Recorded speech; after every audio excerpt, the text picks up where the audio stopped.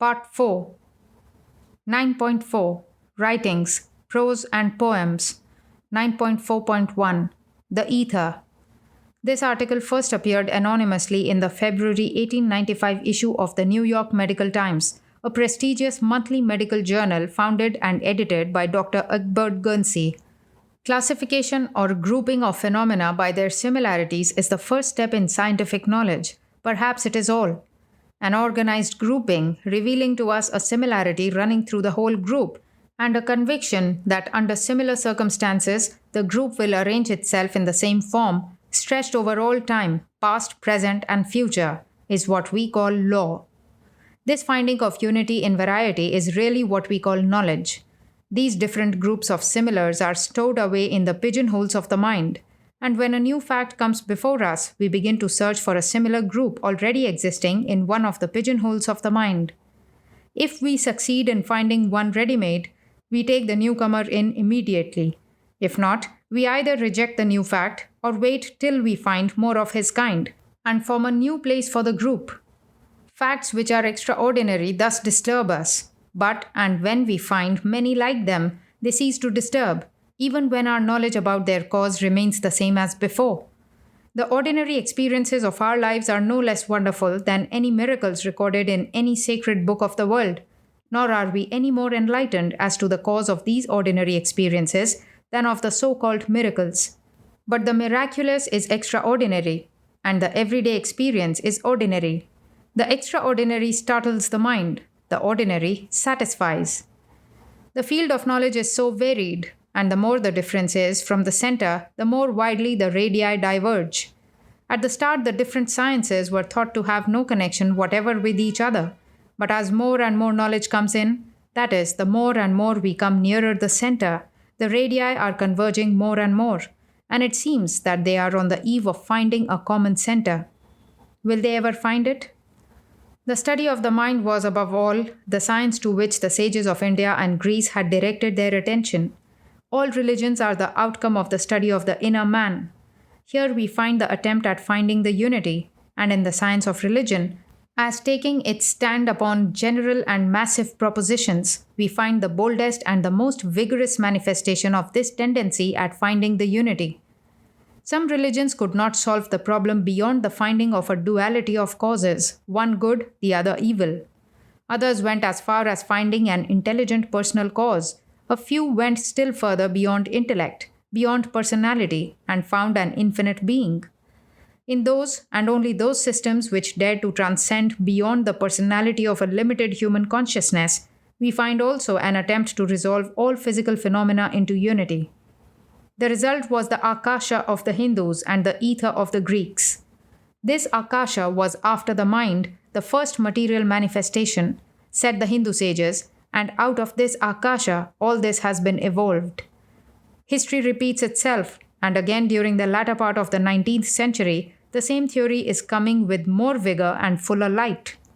It is being proved more clearly than ever that as there is a correlation of physical forces, there is also a correlation of different branches of knowledge, and that behind all these general groups there is a unity of knowledge. It was shown by Newton that if light consisted of material particles projected from luminous bodies, they must move faster in solids and liquids than in air, in order that the laws of refraction might be satisfied. Huygens, on the other hand, showed that to account for the same laws on the supposition that light consisted in the undulating motion of an elastic medium, it must move more slowly in solids and fluids than in gases. Fizeau and Foucault found Huygens' predictions correct. Light then consists in the vibrating motion of a medium which must, of course, fill all space. This is called the ether. In the fact that the theory of a cosmic ether explains fully all the phenomena of radiation, refraction, diffraction, and polarization of light is the strongest argument in favor of the theory. Of late, gravitation, molecular action, magnetic, electric, and electrodynamic attractions and repulsions have thus been explained. Sensible and latent heat, electricity, and magnetism themselves have been of late almost satisfactorily explained by the theory of the all-pervading ether. Zollner, however, basing his calculations upon the data supplied by the researchers of Wilhelm Weber, thinks that the transmission of life force between the heavenly bodies is effected both ways, by the undulation of a medium and by the actual evidence of particles. Weber found that the molecules, the smallest particles of bodies, were composed of yet smaller particles, which he called the electric particles, and which in the molecules are in a constant circular motion. These electric particles are partly positive, partly negative. Those of the same electricity repulse those of different electricity. Attracting each other, each molecule contains the same amount of electric particles, with a small surplus of either positive or negative quickly changing the balance. Upon this, Zollner builds these propositions. 1. The molecules are composed of a very great number of particles, the so-called electric particles, which are in constant circular motion around each other within the molecule. 2. If the inner motion of a molecule increases over a certain limit, then electric particles are emitted. They then travel from one heavenly body through space until they reach another heavenly body, where they are either reflected or absorbed by other molecules. 3. The electric particles thus traversing space are the ether of the physicist. 4. These ether particles have a twofold motion. First, their proper motion. Second, an undulatory motion, for which they receive the impulse from the ether particles rotating in the molecules. 5. The motion of the smallest particles corresponds to that of the heavenly bodies. The corollary is, the law of attraction which holds good for the heavenly bodies also holds good for the smallest particles. Under these suppositions, that which we call space is really filled with electric particles or ether. Zollner also found the following interesting calculation for the electric atoms. Velocity, 50,143 geographical miles per second. Amount of ether particles in a water molecule, 42,000 million. Distance from each other, 0.0032 millimeter. So far as it goes then, the theory of a universal cosmic ether is the best at hand to explain the various phenomena of nature. As far as it goes, the theory that this ether consists of particles, electric or otherwise, is also very valuable.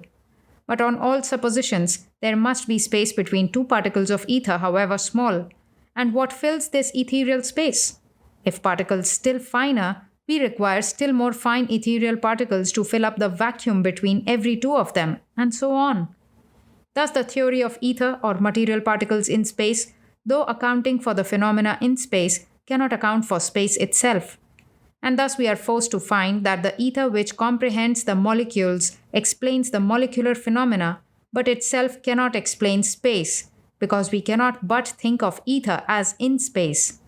And therefore, if there is anything which will explain this space, it must be something that comprehends in its infinite being the infinite space itself. And what is there that can comprehend even the infinite space but the infinite mind? 9.4.2 Notes, New Discoveries, Volume 3. An undated and untitled one-page manuscript in Swami Vivekananda's own handwriting. My nerves act on my brain. The brain sends back a reaction, which on the mental side is this world. Something, X, acts on the brain through the nerves. The reaction is this world. Why not the X be also in the body? Why outside? Because we find the already created outside world, as the result of a previous reaction of the brain, acts on us, calling on a further reaction. Thus, inside becomes outside and creates another action, which interior action created another reaction, which again becomes outside and again acts inside. The only way of reconciling idealism and realism is to hold that one brain can be affected by the world created as reaction by another brain from inside. That is, the mixture X plus mind which one brain throws out can affect another, to which it's similarly external. Therefore, as soon as we come within the influence of this hypnotic circle or influence created by hundreds of preceding brains, we begin to feel this world as they see it. Mind is only a phase of matter, that is, of the ever-changing phenomena of which matter and mind are different states or views. There must be something in whose presence this eternal, phenomenal net is spread. That is the substance, the Brahman. 9.4.3 Lecture Notes, New Discoveries, Volume 4. Probably at the turn of the century, Miss Ellen Waldo gave these undated notes in Swami Vivekananda's handwriting to her friend, Sister Devamata, a member of the Boston Vedanta Center, where they were later made available for publication. Man will need a religion so long as he is constituted as at present. The forms will change from time to time. The dissatisfaction with the senses, the yearning beyond. There were encroachments of religion on the domains of physical science. These encroachments, religion is giving up every day. Yet there is a vast field covered by religion where physical sciences are mute. The vain attempt to keep man strictly within the limits of the senses, because there are men who catch a glimpse now and then of the infinite beyond. The types of men: the worker, the mystic, the emotional, the intellectual. Each type is necessary for the well-being of society. The dangers of each. A mixture minimizes the danger. The East is too full of mystics and meditative, the West of workers. An exchange will be for the good of both. The necessity of religion, the four types of men that come to religion, the basis of unity, the divinity in man. Why use this term? The Western society has work and intellectual philosophy, but work must not be destructive of others. Philosophy must not be only dry intellectuality. 9.4.4 Macrocosm and Microcosm, The Life of Swami Vivekananda, Volume 1. After his experience of the macrocosm within the microcosm while absorbed in meditation under the peepal tree at Kakri Ghat in 1890, Swami Vivekananda jotted down in Bengali fragments of his realization in his notebook. In the beginning was the word etc. The microcosm and the macrocosm are built on the same plan. Just as the individual soul is encased in the living body, so is the universal soul in the living Prakriti, nature, the objective universe. Shiva, that is Kali, is embracing Shiva. This is not a fancy. This covering of the one soul by the other, nature, is analogous to the relation between an idea and the word expressing it. They are one and the same, and it is only by a mental abstraction that one can distinguish them. Thought is impossible without words. Therefore, in the beginning was the word, etc. This dual aspect of the universal soul is eternal. So what we perceive or feel is this combination of the eternally formed and the eternally formless. 9.4.5 Swami Vivekananda's Footnotes to the Imitation of Christ, Prabuddha Bharata, September 1982. In 1889, Swami Vivekananda translated into Bengali selections from Book 1, Chapters 1 to 6 of Thomas A. Kempis's The Imitation of Christ. They were published along with a preface in a now defunct Bengali monthly magazine, Sahitya Kalpadruma. The Swami's preface and Bengali translation, entitled Ishanu Sharana, were later published in the Bengali Complete Works First Edition, Part 6. However, only the preface to The Imitation of Christ was published in the English edition of the Complete Works, Part 8. Swami Vivekananda's partial Bengali translation of The Imitation of Christ includes as footnotes quotations from Hindu scriptures that parallel A. Kempis's ideas, comments, or commentary. For the sake of clarity, these footnotes, numbered 1 through 17, have been appended to their respective verses in The Imitation of Christ, indicated in parentheses, arranged under their appropriate chapter headings in the book, and reproduced here in bold. Many of the Sanskrit footnotes to the Bengali translation were later rendered into English during the course of Swami Vivekananda's lecturing or writing. For the sake of interest, these English translations have also been added to the Swami's restored footnote text. Otherwise, Sanskrit verses have been translated by the publisher for the convenience of the reader. Publisher. Book 1, Chapter 1 of The Imitation of Christ and Contempt of all the Vanities of the World. 1. He that followeth me walketh not in darkness, saith the Lord. John 8:12. The Imitation of Christ 5:1. Swami Vivekananda's footnote, Bhagavad Gita 7:14. Daivi hyesha gunamayi mama maya duratyaya mameva ye prapadyante maya metan tarantite. Swami Vivekananda's translation. This my Maya is divine, made up of qualities and very difficult to cross. Yet, Those who come unto me cross the river of life. 2. Let therefore our chief endeavor be to meditate upon the life of Jesus Christ. The Imitation of Christ 5.1. Swami Vivekananda's footnote, Adhyatma Ramayana, Uttarakanda 554, Ramagita. Dhyatvaiva matma namaharnisham munihi, tishthet sada mukta samasta bandhanaha. Publisher's translation. Thus meditating upon the self day and night, let the sage abide free from all bondage. 3. The doctrine of Christ exceedeth all the doctrines of holy men, and he that hath the Spirit will find therein the hidden manna. The Imitation of Christ 5.2.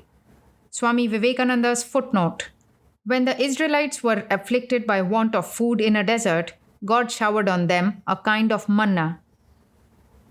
4. But it falleth out that many who often hear the gospel of Christ are yet but little affected, because they are void of the Spirit of Christ. But whosoever would fully and feelingly understand the words of Christ must endeavor to conform his life wholly to the life of Christ. The Imitation of Christ 5.2. Swami Vivekananda's footnote A. Bhagavad Gita 2.29. Shrutva pyenam veda nachaiva kaschita. Swami Vivekananda's translation. Others hearing of it do not understand. Swami Vivekananda's footnote B. Vivekachudamani 62. Nagachati vinapanam vyadhi raushadha shabdataha. Vinaparokshanubhavam brahma shabdairna muchyate. Publisher's translation. A disease does not leave the body by simply repeating the name of the medicine. One must take the medicine. Similarly, liberation does not come by merely saying the word Brahman. Brahman must be experienced. Swami Vivekananda's footnote C. Mahabharata. Critical edition 12/309/91. Shrutena kim yena na dharmamacharet. Publisher's translation. Of what avail is reading the Vedas without practicing religion? 5. What will it avail thee to dispute profoundly of the Trinity if thou be void of humility and art, thereby displeasing to the Trinity? The Imitation of Christ 5.3. Swami Vivekananda's footnote. According to the Christians, God the Father, Holy Ghost, and God the Son are one in three and three in one. 6. Surely great words do not make a man holy and just, but a virtuous life maketh him dear to God. The Imitation of Christ 5.3. Swami Vivekananda's footnote, Vivekachudamani 58. Vagvaikhari Shabdajhari Shastra Vyakhyana Kaushalam Vaidushyam Vidusham Tadvad Bhuktaye Natum Muktaye. Swami Vivekananda's translation. Wonderful methods of joining words, rhetorical powers, and explaining texts of the books in various ways. These are only for the enjoyment of the learned and not religion. 7. If thou didst know the whole Bible by heart and the sayings of all the philosophers, what would it profit thee without the love of God and without grace? The Imitation of Christ 5.3. Swami Vivekananda's footnote, reference only, 1 Corinthians 13.2. 8. Vanity of vanities, all is vanity. Eccles. Except to love God and to serve Him only. The Imitation of Christ 5.3. Swami Vivekananda's footnote, Mani Ratnamala. Ke santi santo khilavitaraagaha apastamoha shiva tattva nishthaha. Publisher's translation. They alone are holy men, sadhus, who are devoid of any longing for worldly objects, free from delusion, and are devoted to the truth of Shiva. 9. Call often to mind that proverb, the eye is not satisfied with seeing, nor the ear filled with hearing. The Imitation of Christ 5.5. Swami Vivekananda's footnote, reference only, Eccles 1.8. 10. Endeavor therefore to withdraw thy heart from the love of visible things and to turn thyself to the invisible. For they that follow their lusts stain their own consciences and lose the grace of God. The Imitation of Christ 5.5. Swami Vivekananda's footnote, Mahabharata 263. Yayati Gatha. Najatu kamah kamaha kamanamupabhogena shamyati Havisha Krishna Vartmeva Bhuya Eva Bhivardhate. Swami Vivekananda's translation. Desire is never satisfied by the enjoyment of desires. It only increases the more, as fire when butter is poured upon it. Chapter 3 of the Doctrine of Truth. 11. What availeth it to cavil and dispute much about dark and hidden things, for ignorance of which we shall not be reproved at the day of judgment? The Imitation of Christ. 5.1. Swami Vivekananda's footnote. According to the Christian view, God will judge all beings on the last day, the day of the dissolution of the world, and will award heaven or hell according to the virtues or vices of different individuals. 12. He to whom the eternal word speaketh is delivered from many an opinion. The Imitation of Christ. 5.2. Swami Vivekananda's footnote. This word is somewhat similar to the Maya of the Vedantists. This itself was manifested in the form of Christ. Chapter 5 of the Reading of Holy Scriptures. 13. Truth, not eloquence, is to be sought for in Holy Scripture. Each part of the Scripture is to be read with the same spirit wherewith it was written. The Imitation of Christ. 5.1. Swami Vivekananda's footnote. Katha Upanishad. 1-9. Naisha Tarkena Matirapaneya. Swami Vivekananda's translation. Neither is the mind to be disturbed by vain arguments, for it is no more a question of argument, it is a question of fact. 14. Let not the authority of the writer offend thee, whether he be of great or small learning, but let the love of pure truth draw thee to read. The Imitation of Christ. 5.1. Swami Vivekananda's footnote. Laws of Manu. 2:238. Adadit Shubham Vidyam Prayatna Davaradapi. Swami Vivekananda's translation. Learn supreme knowledge with service even from the man of low birth. Chapter 6 of Inordinate Affections. 15.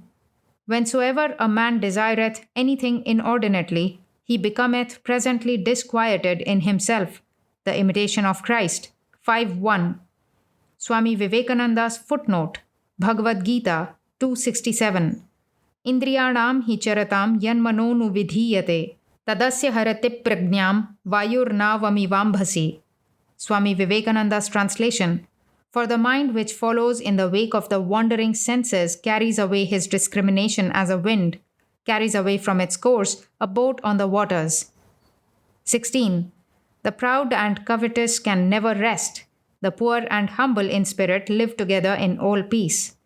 The man that is not yet perfectly dead to himself is quickly tempted and overcome in small and trifling things. The Imitation of Christ. 5.1. Swami Vivekananda's footnote. Bhagavad Gita 2:62-63. Dhyayato vishayam pumsaha sangasteshu pajayate sangat sanjayate kamaha kamat krodho bhijayate krodhat bhavati sammohat smriti vibhramaha spriti bhramshat buddhinasho buddhinashat pranashyati. Publisher's translation. By thinking about sense objects, attachment to them is formed. From attachment comes longing, and longing breeds anger. From anger comes delusion, and from delusion, confused memory. From confused memory comes the ruin of discrimination, and from the ruin of discrimination, a man perishes. 17. There is then no peace in the heart of a carnal man, nor in him that is addicted to outward things, but in the spiritual and devout man. The Imitation of Christ. 5.2. Swami Vivekananda's footnote. Bhagavad Gita 2:60. Yatato hyapi kaunteya purushasya vipaschitaha indriyani pramathini harante prasabham manaha. Publisher's translation. The turbulent senses, O son of Kunti, violently carry away the mind of even a wise man striving after perfection. 9.4.6. The Plague Manifesto. Om salutations to Bhagavan Sri Ramakrishna. Brothers of Calcutta. 1. We feel happy when you are happy, and we suffer when you suffer. Therefore, during these days of extreme adversity, we are striving and ceaselessly praying for your welfare and an easy way to save you from disease and the fear of an epidemic. 2. If that grave disease, fearing which both the high and the low, the rich and the poor are all fleeing the city, ever really comes in our midst, then even if we perish while serving and nursing you, we will consider ourselves fortunate, because you are all embodiments of God. He who thinks otherwise, out of vanity, superstition, or ignorance, offends God and incurs great sin. There is not the slightest doubt about it. 3. We humbly pray to you. Please do not panic due to unfounded fear.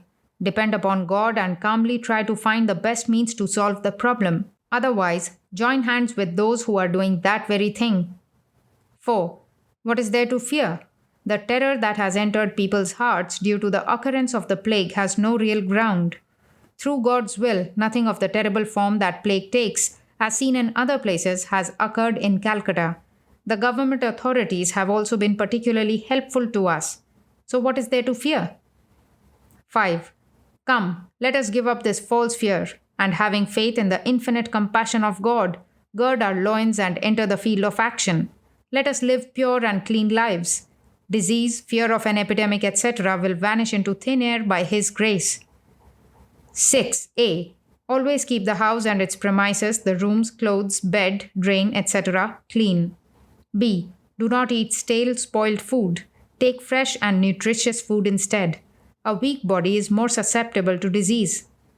C. Always keep the mind cheerful. Everyone will die once. Cowards suffer the pangs of death again and again, solely due to the fear in their own minds. D. Fear never leaves those who earn their livelihoods by unethical means or who cause harm to others. Therefore, at this time when we face the great fear of death, desist from all such behavior. E. During the period of epidemic, abstain from anger and from lust, even if you are householders. F. Do not pay any heed to rumors. G. The British government will not vaccinate anyone by force. Only those who are willing will be vaccinated. H. There will be no lack of effort in treating the afflicted patients in our hospital under our special care and supervision, paying full respect to religion, caste, and the modesty, parda, of women. Let the wealthy run away. But we are poor. We understand the heartache of the poor. The Mother of the universe is herself the support of the helpless. The Mother is assuring us, fear not, fear not. 7. Brother, if there is no one to help you, then send information immediately to the servants of Sri Bhagavan Ramakrishna at Belur Mutt. There will be no dearth of help that is physically possible. By the grace of the Mother, monetary help will also be possible. NB. In order to remove the fear of the epidemic, you should sing Nama Sankirtanam, the name of the Lord, every evening and in every locality. 9.4.7 One Circle More. A fragmentary poem composed at Ridgely Manor in 1899. One circle more the spiral path of life ascends, and time's restless shuttle, running back and fro, through maze of warp and woof of shining threads of life, spins out a stronger peace. Hand in hand they stand, and try to fathom depths whence springs eternal love, each in other's eyes, and find no hold over that age but brings the youth anew, and time, the good, the pure, the true. 9.4.8 An untitled poem on Sri Ramakrishna. Complete Works, Bengali edition. Part 6.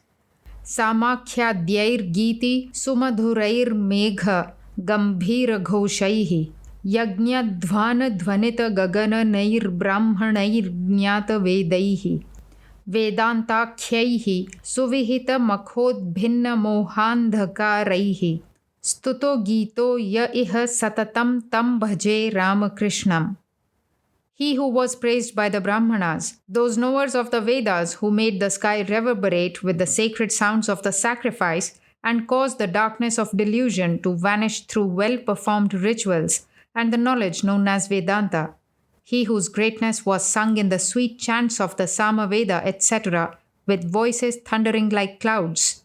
To that Sri Ramakrishna, I offer my eternal worship. 9.4.9 An unfinished poem. New Discoveries, Volume 3. This undated poem is preserved in the archives of the Vedanta Center, Cohasset, Massachusetts. My play is done. Complete Works, Volume 6. From life to life I am waiting here at the gates. They open not. My tongue is parched with ceaseless prayers, and dim my eyes have grown, with constant straining through the gloom to catch one ray long sought. My heart is seized with dark despair, all hope well nigh has flown. And standing on life's narrow bridge, beneath the chasm I see strife and sorrow, darkness deep of whirling life and death, of mad commotion, struggles vain, of folly roaming free. On one side, this dark abyss, I shudder to see it even. On the other, this wall. 9.4.10 Bhartrhari's Verses on Renunciation. This is Swami Vivekananda's free translation of verses from Bhartrhari's Sanskrit poem Vairagya Shatkam. The Swami's translation is from Sister Nivedita's unpublished notes of some wanderings with the Swami Vivekananda. Selected verses recorded almost verbatim, but not necessarily in Bhartrhari's order, by Sister Nivedita as Swami Vivekananda translated them orally for some of his Western disciples during a Himalayan pilgrimage in 1898. For the researchers' benefit, verses 14 to 15, 18, 24 to 26, 31, and 33 have been footnoted as corresponding verses taken from Swami Vivekananda's original handwritten translation, which was given to the Vedanta Society of Southern California by Miss Josephine MacLeod shortly before her passing away in 1948. This footnoted handwritten version was first published in the collection of poetry entitled In Search of God and Other Poems, Mayavati, Advaita Ashrama, 1968. Stylistic differences in Swami Vivekananda's overall translation of Bhartrhari's poem are due to those variations inherent in the two aforementioned sources. Obvious typographical and punctuation errors have been corrected. The verse numbers as available correspond to Bhartrhari's numbering. Publisher. Bhartrhari's Verses on Renunciation. A translation of verses from Bhartrhari's Sanskrit poem Vairagya Shatakam.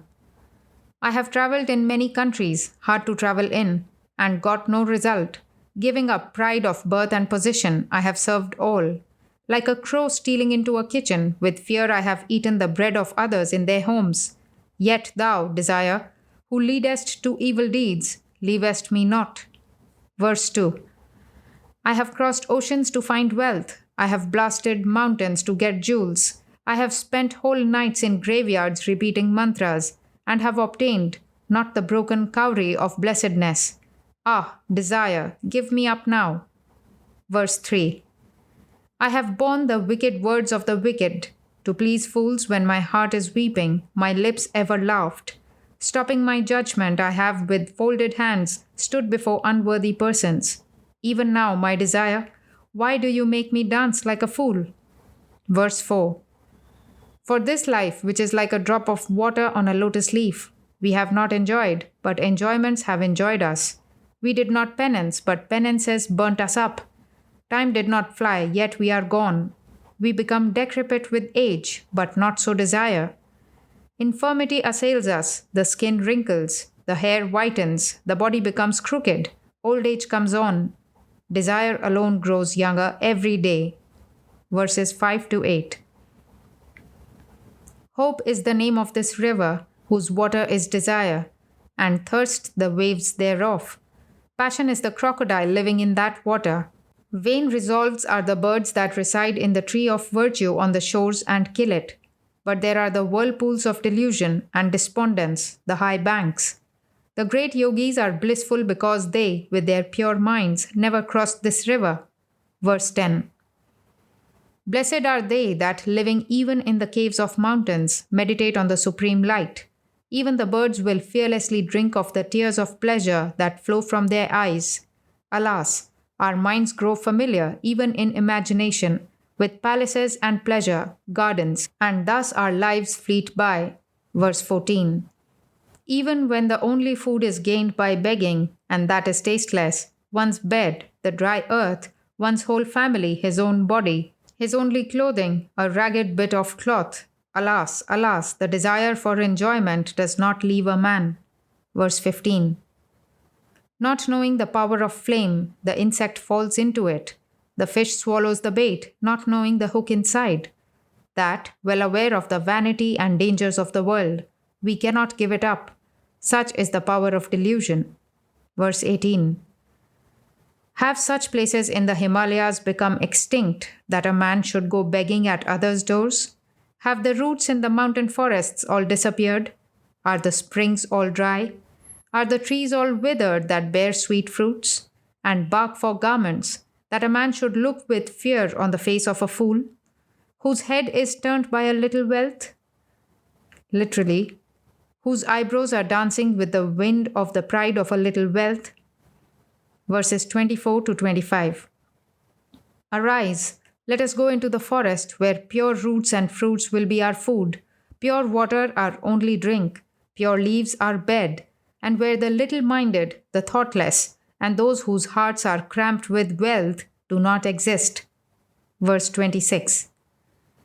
In enjoyment is the fear of disease, in high birth the fear of losing caste, in wealth the fear of tyrants, in honor the fear of losing her, in strength the fear of enemies, in beauty the fear of the other sex, in knowledge the fear of defeat, in virtue the fear of scandal, in the body the fear of death. In this life all is fraught with fear. Renunciation alone is fearless. Verse 31. The root of health has always round about it 1,000 worms in the form of dangers and disease. Where fortune falls, open 100 gates of danger. Whosoever is born, him death will surely swallow. Say, where is that providence who ever created anything that died not? Verse 33.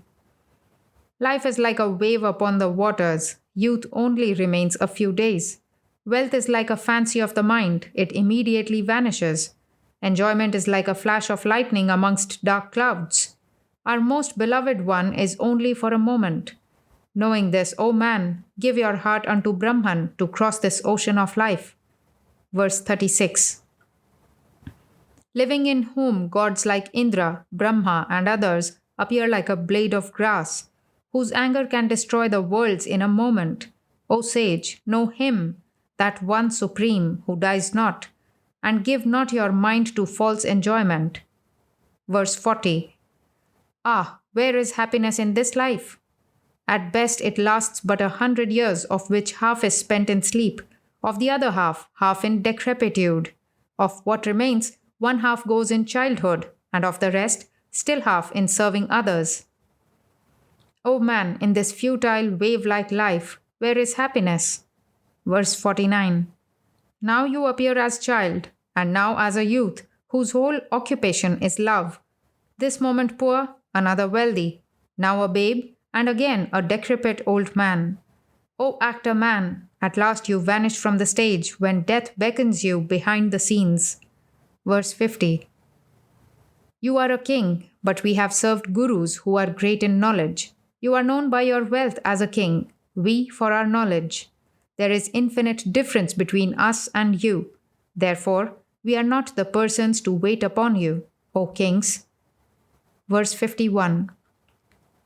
Oh, when will that day come, when in a forest, saying, Shiva, Shiva, my days shall pass, a serpent and a garland the same, the strong foe and the friend the same, the flower bed and the stone bed the same, a beautiful woman and a blade of grass the same. Verses 85-90. O Shiva, when shall I be able to cut to the very roots of my karma, by becoming solitary, desireless, quiet, my hands my only plate, and the cardinal points my clothing?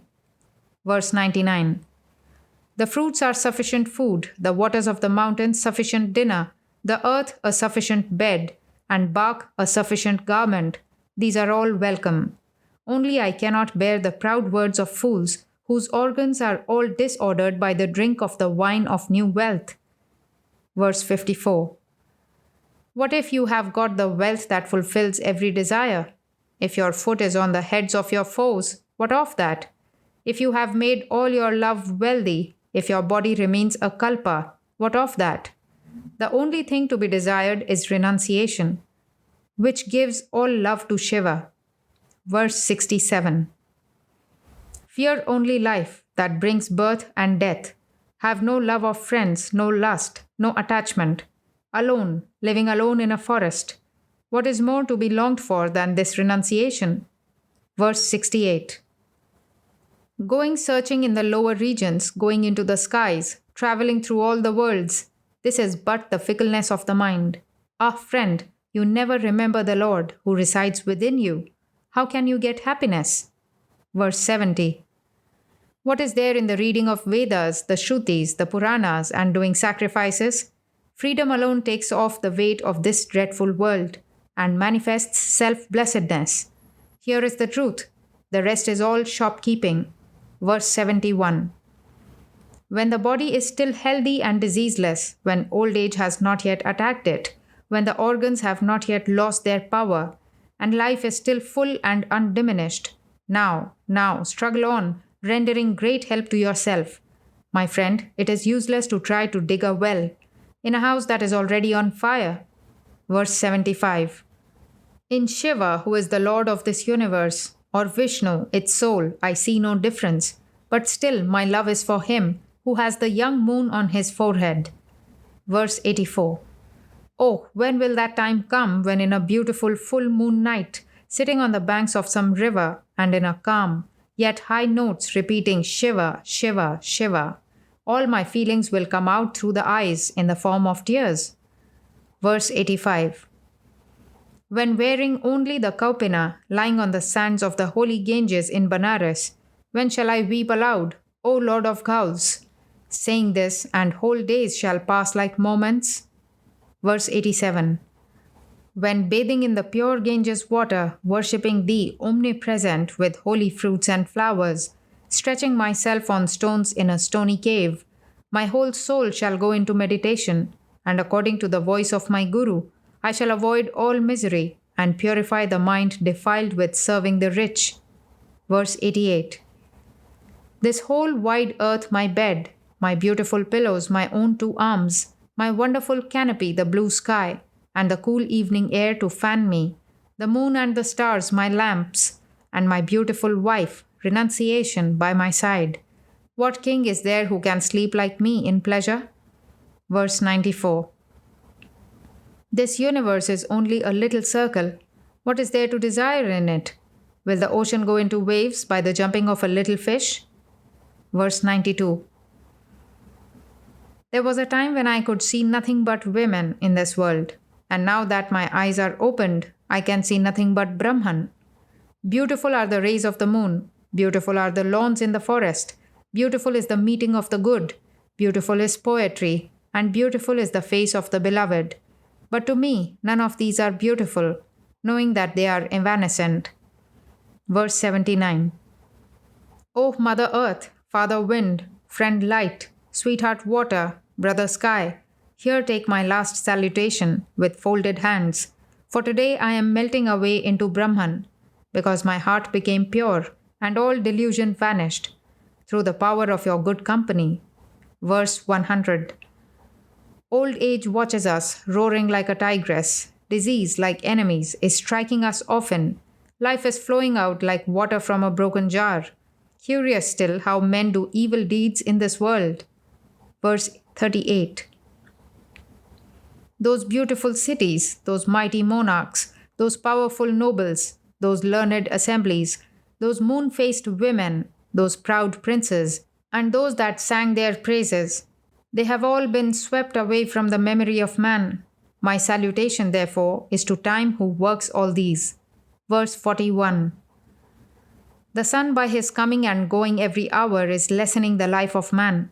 Time flies without our knowledge, crushed as we are by the load of many works. Seeing the evils of birth, old age, danger, and death, we are not afraid. Ah me, drinking the wine of delusion, the world has become mad. Verse 43.